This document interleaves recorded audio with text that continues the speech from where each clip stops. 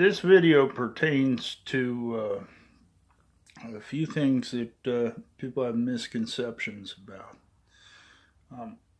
First, I'm going to start off explaining what people have some concerns about. There are people who like to impersonate veterans, as well as veterans who tell a little bit of a sea story when it comes to their service, right? And then there are those that the people think they go too far, right? They're either veterans or people got kicked out of the military, or people who never served who are all of a sudden generals and admirals and Medal of Honor winners or whatever they say, right? And there are some talented people who use a little bit of either investigative skill, law enforcement background, or counterintelligence background to detect some of the inconsistencies in what people say. There are some programs in the military that people with most of those backgrounds are not capable of detecting, and if they do detect an inconsistency or a problem, they're not always able to report that legally to their buddies, the public, their VFW posts, the press, law enforcement. There are people in Special Acceas Programs that they sometimes sound like they're saying things that are inconsistent with the truth, but that's not always true either. It just sounds that way, right? There are Special Acceas Programs involve nuclear weapons, and who works in nuclear weapons? Well, obviously the people who operate nuclear weapons, right? And these days we have the triad, which is deterrent patrol submarines, right? Those submarines that launch ICBMs, and they have MIRVs and all that kind of stuff, right? And all the crew on the submarine are involved in deploying the submarine. And some people are, missile technicians and missile operators and missile officers, and they're definitely involved, as well as the captain and people out at STRATCOM who pass the instructions from the president to our strategic nuclear forces. That's our Navy's biggest nuclear weapons program. There are some programs that kind of like the mothball fleets, they've been mothballed. It's not always possible to destroy everything. You can cut a warhead off a missile and make it so you can't deploy it, but destroying the warhead is it's a lot of work, it's a lot of money, and we still have some missiles and some bombs that are not completely destroyed. There are programs the Navy SEALs had that included tactical nuclear weapons, as well as Army engineers and Army Special Forces Airborne. Those weapons were called SADM, the Special Atomic Demolition Munition. That is a backpack bomb. There are other programs, and there's some other videos on my LinkedIn account about the SADM. As well, if you look through YouTube, you'll find other weapons like the Davy Crockett weapon, which is like a shoulder-fired nuclear missile, and other tactical nuclear weapons, I guess you would say, that the Army had, like the Nike Hercules, and I think the Hawk missile system had some nuclear capabilities. People who usually work in those programs are in a PRP program, right? That means they submit to polygraphs and urinalysis and a very tight screening program. Navy SEALs who work in a lot of nuclear weapons programs and nuclear materials programs that can be involved in security on a submarine while it's at sea, security when a submarine comes to resupply with a tender, and they're underway and they have to pop up out of the water, and the SEALs need to be there and monitor the situation, monitor the waters around the tender and around the submarine for security threats, right? So they could be on the tender or the submarine, but they'll probably get in the water and, be on board and do a few things to make sure that we maintain control of our situation at sea, right? That there's no physical security risks that pop out of the sky or out of the ocean to harm us while we get food and any other supplies we might need, like circuit boards for a radio or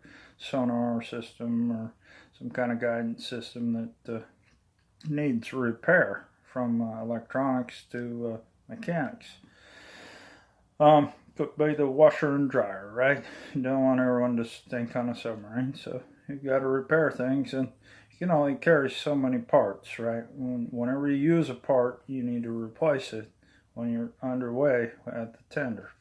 So those programs, all those programs, the nuclear weapons, tactical, strategic nuclear weapons, are all Special Acceas Programs. So if you're in law enforcement, you were a ranger, generally you weren't part of a Special Acceas Program. A Special Acceas Program involved nuclear weapons. The Delta Force guys that were involved in SADM were involved in a Special Acceas Program.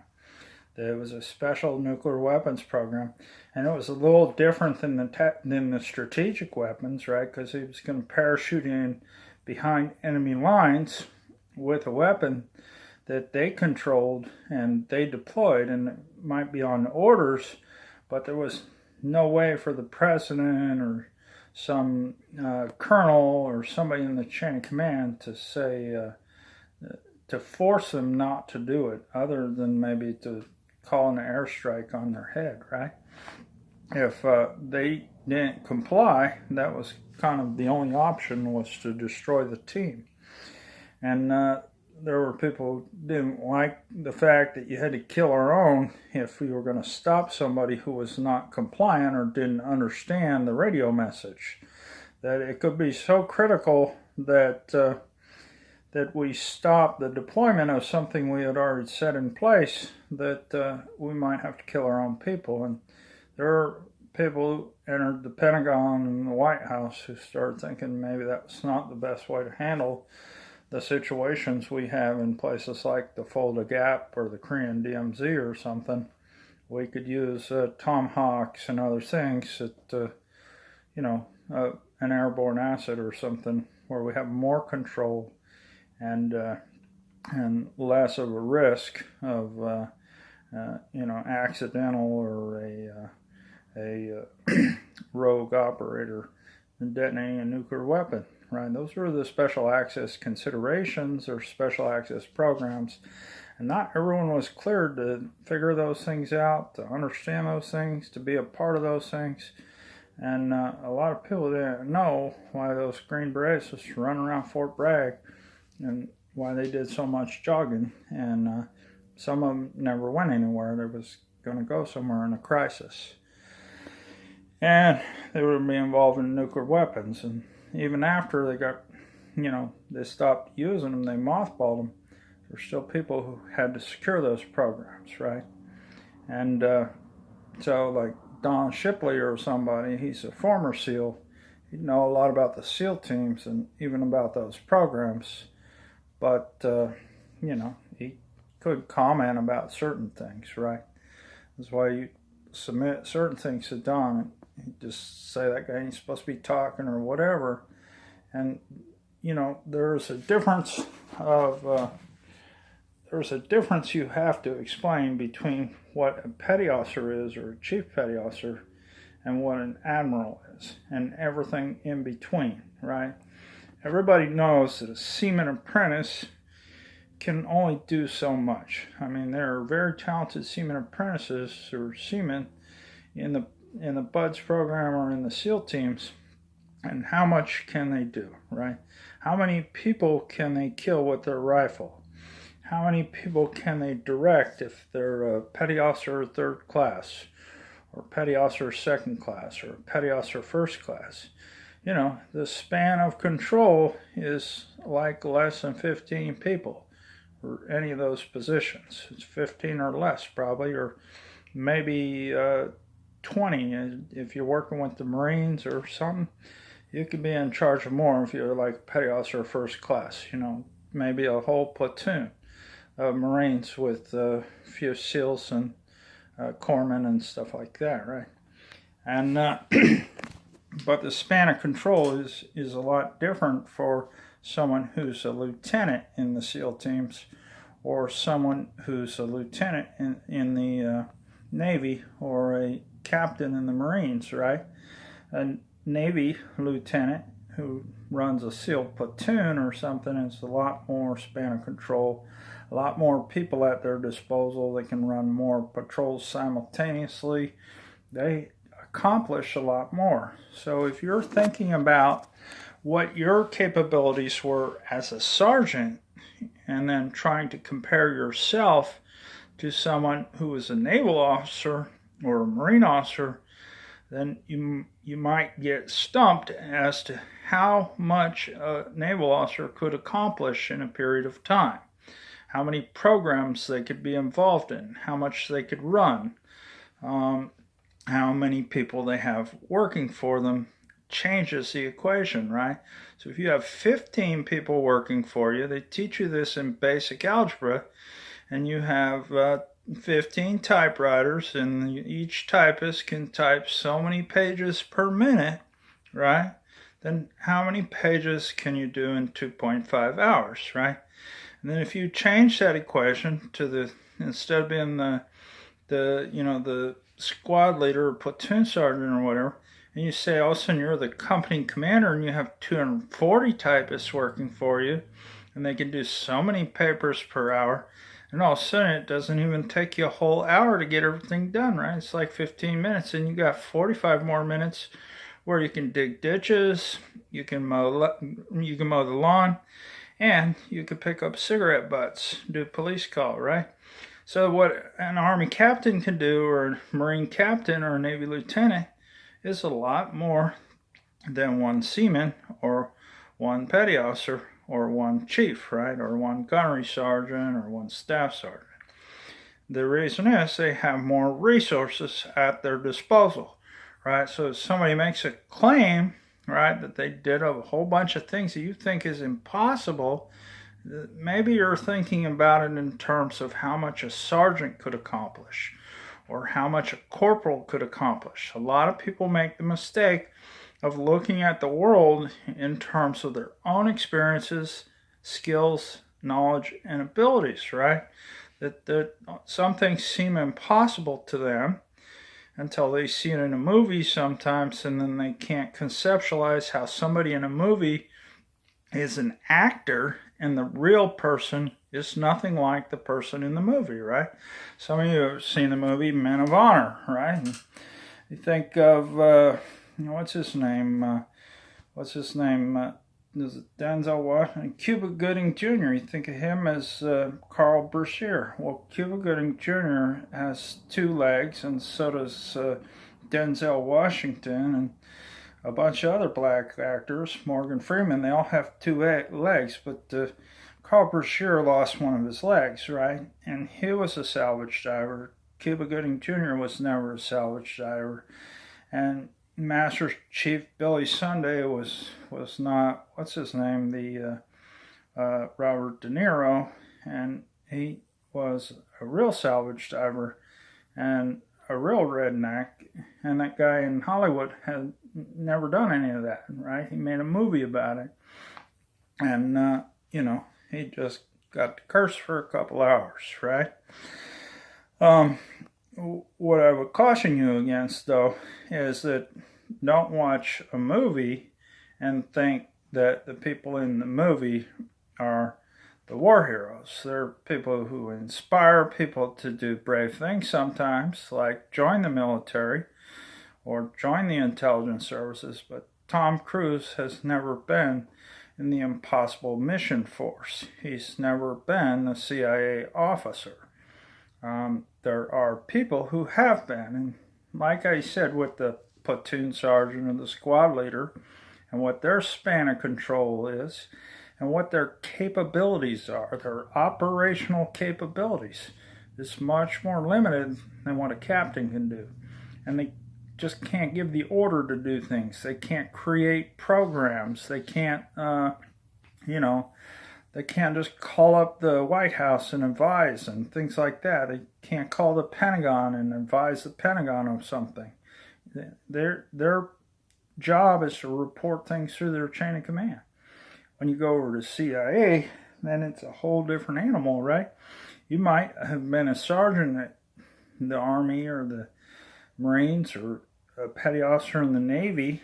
If you have the right education and training, you could go over to CIA and they'd expect you to operate at the level of a lieutenant colonel within a couple years.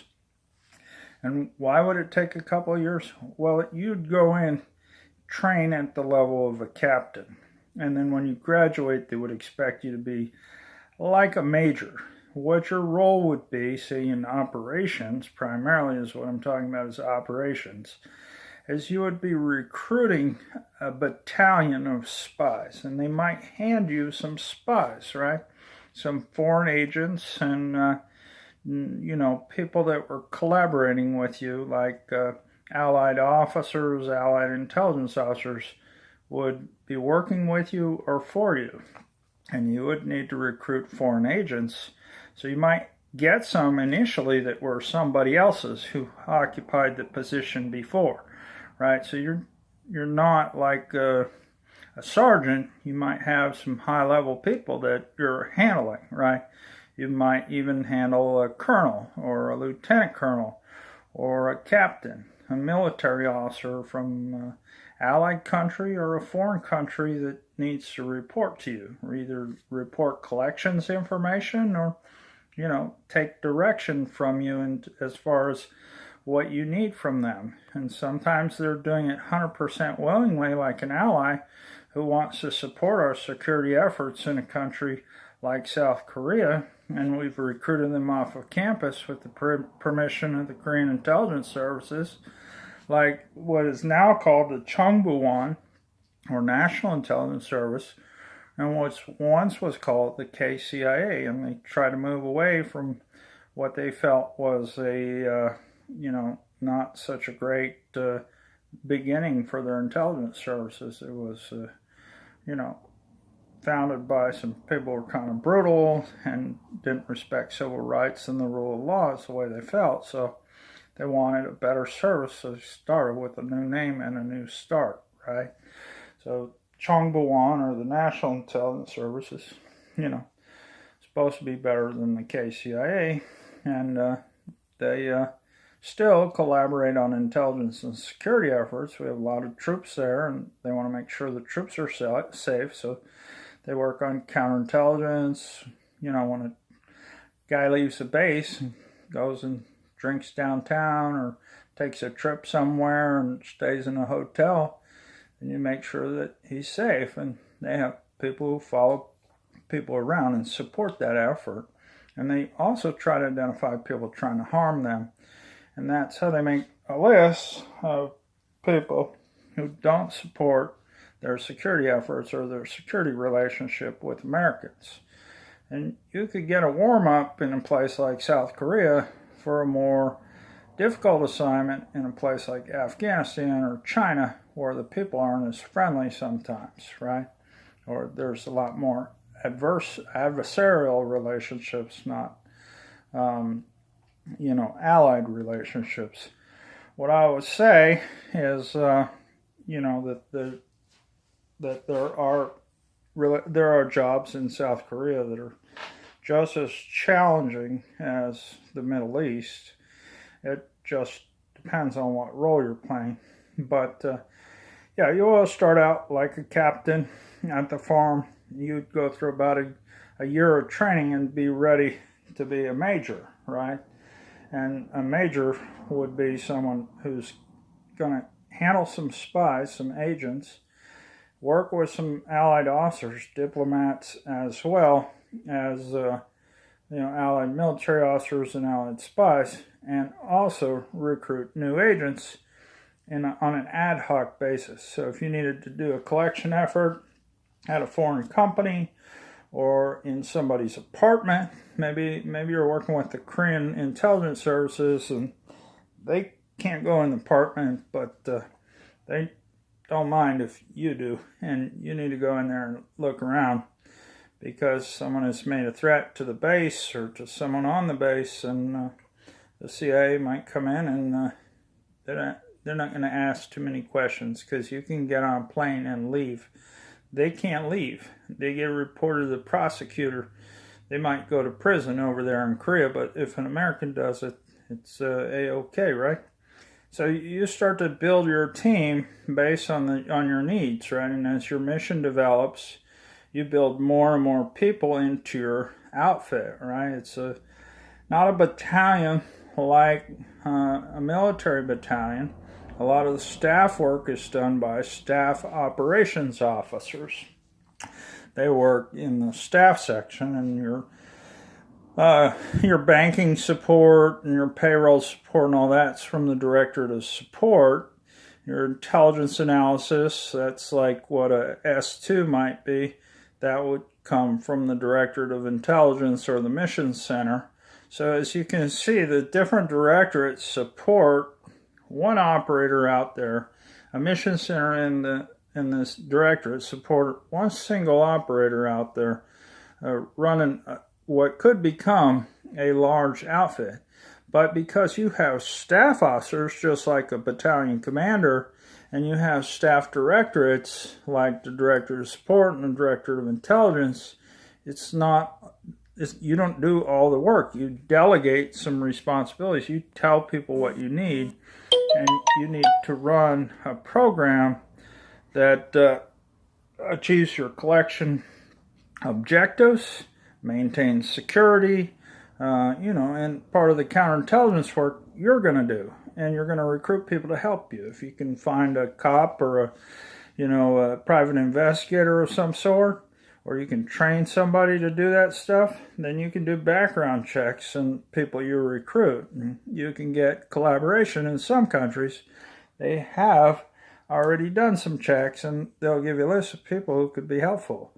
In some countries, they won't do that. And in some countries, they'll fight that. Russia and Europe are two different things, and some people in Europe won't help you so much, and some people will, and some people in Asia will help you, and some won't. China is very different than Taiwan and Korea and Thailand, and all of those three countries are different as well.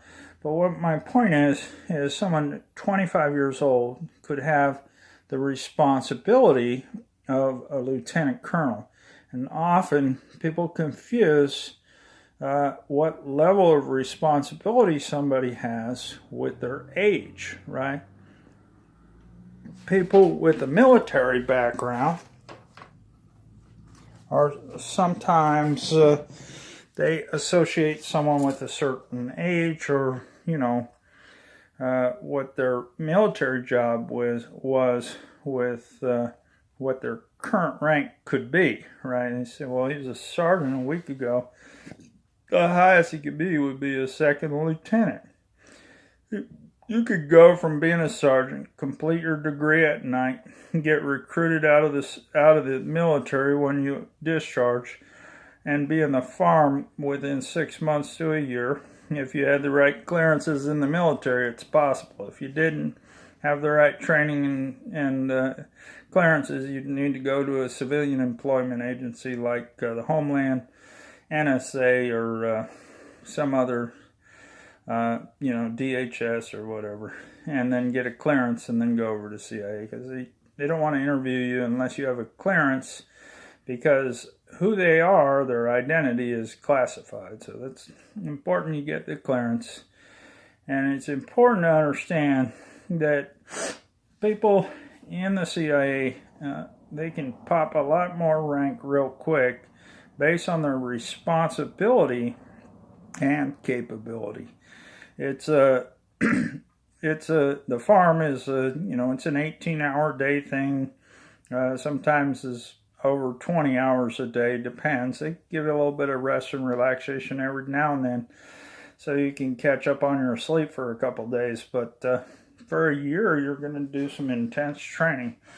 And, you might not need all the training. If you already have some training, they might let you test out of certain things, right?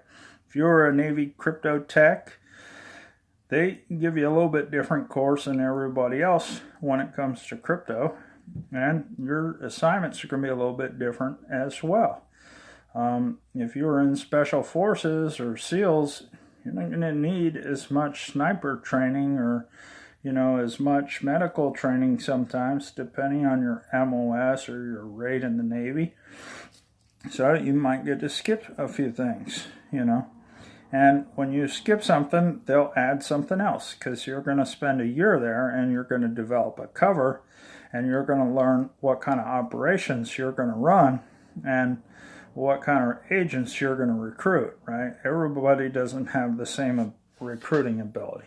Engineers know how to recruit technicians, engineers, all kinds of people, businessmen, women. They know how to recruit bankers, investment bankers, underwriters, insurance reps, all kinds of marketing people, all kinds of things.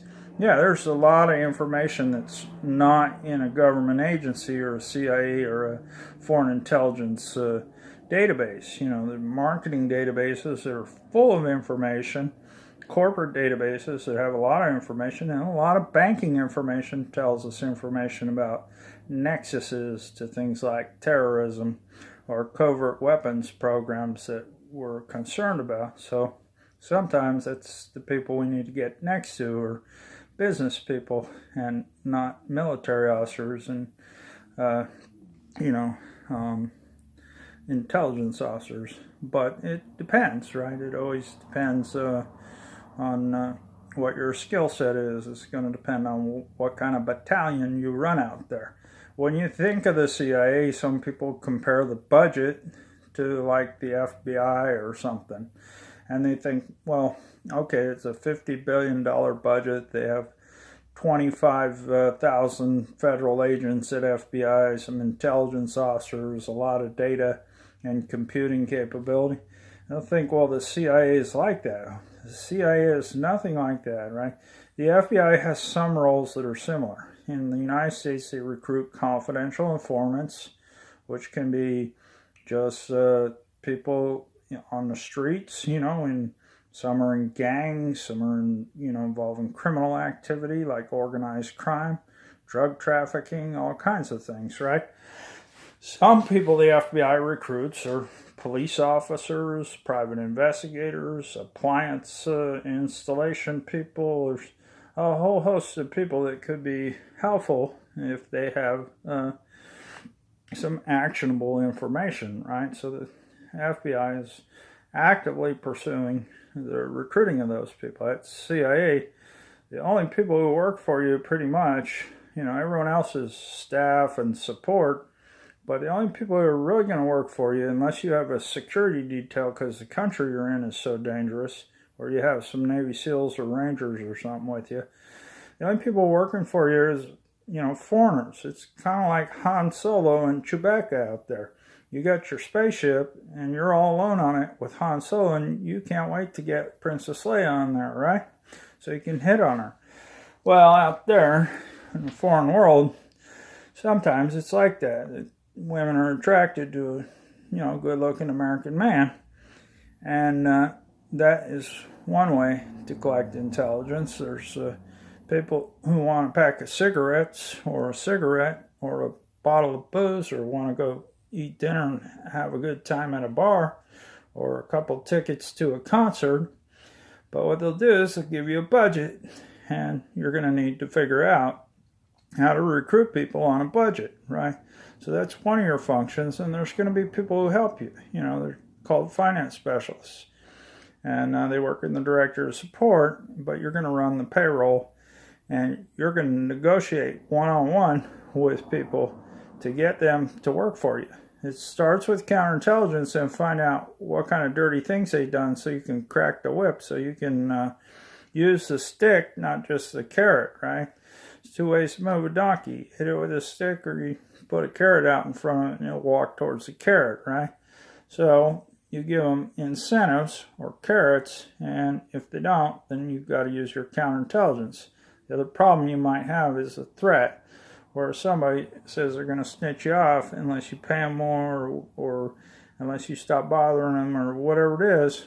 and you're going to have to point out some of the things they've done that are A, illegal, and B, could get them thrown in jail. That's where private investigators and corrupt cops come in, right? Cops that are helping you, but they're not supposed to, or allied cops that help us in sticky situations, right? So, you'll understand that being a case officer is not the same as being an Army sergeant who does intelligence work, like an 18 Foxtrot who goes over and collects a little bit of intelligence. The number of resources they give an Army sergeant is not the same as the resources they give a lieutenant colonel, and it's not the same as the resources they gave an intelligence officer at CIA. People in the military are part of a big thing. They have a big footprint in the Army, and even the Special Forces have a pretty decent sized footprint sometimes. They cover a big sector, and they feel like they're part of a big thing, like a first group or some third group or seventh group or 10th group, right? Or fifth group. Those are thousands of soldiers, right? And thousands of soldiers and hundreds of support personnel and computers and signals, and a lot of people support their ops too, right?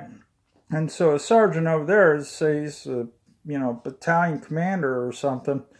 Well, we understand that they train foreign troops, right? Sometimes they do that foreign intelligence or internal defense mission, and they get people trained up and they lead patrols and things like that. But it's a little different than being responsible for information that is a lot more sensitive in terms of like sources and methods, the classified nature of the sources that you have access to, and the methods you use make it much different. And the only other comment I would make would be about the cops, right, and the veteran community. Some veterans are so mad, and I mentioned it at first, about the war faker, the Big C story or something, and they wanted them prosecuted, and the Supreme Court said no. The Supreme Court ruled in favor of war fakers and liars, that it was protected speech to lie, and they can even lie about their veteran status, right? And that's pretty upsetting to some veterans who sacrificed, or families who had family members who sacrificed, right? And some of them are so mad that they don't even like someone telling the C story, like a real honorably discharged veteran who makes a little bit up or a lot up and embellishes about their war service or their military service. And they go to great lengths to try to verify things that, in some cases, as I said, you cannot verify. When it comes to counterintelligence, special access programs, some White House programs, Pentagon programs, you can't verify some things.